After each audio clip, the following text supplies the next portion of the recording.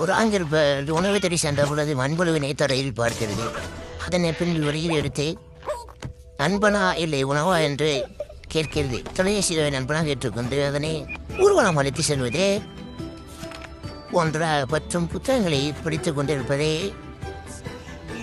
மற்றும் அதன் குறைவே இரவு நன்றாக தூங்குவது, காலையில் எழுந்து அதற்கு டீ கொடுப்பது போன்ற செயல்களை செய்தது வெளியே அளவு பிடித்து பார்ப்பது ஒரு சந்தோஷமாக சுற்றி தெரிந்து கொண்டிருந்தது. பின்பு ஒரு நாள் இரவு தூங்கிக் கொண்டிருக்கும் பொழுது அருகில் அன் மண்புழுவிக்கான அச்சத்தில் பிள்ளை சென்று பார்த்த பொழுது ஒரு ஆங்கில அதனை சாப்பிட்டு கொண்டிருப்பதை பார்த்து ஓடிக்கொண்டு அதனை அடி அடி என்று அடித்து உதை உதை என்று உதைத்துக் கொண்டு வாயில் இருந்து மண்புழுவை கக்க வைத்தது.